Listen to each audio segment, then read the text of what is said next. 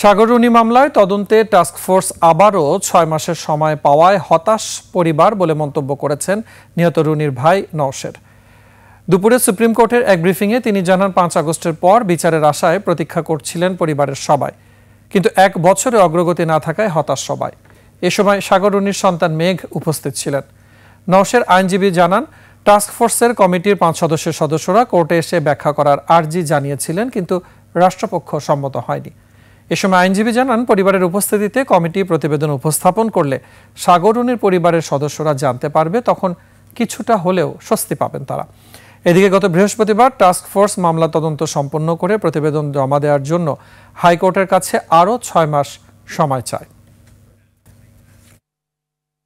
কোর্টে যেভাবে বলা হয়েছিল তাদেরকে সময় বেঁধে দেওয়া এবং যেভাবে খুব দ্রুত একটা টাস্কফোর্স গঠন করা উচ্চপদস্থ কর্মকর্তাদের নিয়ে, এবং যেসব বাহিনী এটার সাথে লিটারালি তদন্তের সাথে জড়িত বাংলাদেশে অন্য কোনো বাহিনীকে না দিয়ে তাদেরকে দেওয়া, আমরা আশাবাদী হয়েছিলাম।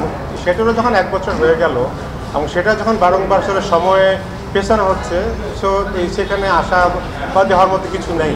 আমি মনে করি অনেক লম্বা সময় পার হয়ে গেছে, প্রায় ১৩ বছর চলে গেছে। এখন আমাদের উচিত হবে তদন্তকারী টাস্কফোর্স যেন পরিবারের সদস্যদেরকে ডেকে ইমিডিয়েটলি বসেন, তাদেরকে ইনফর্ম করেন যে কোন লাইনে জিনিসটা অগ্রসর হচ্ছে, কতটুকু অগ্রসর হচ্ছে।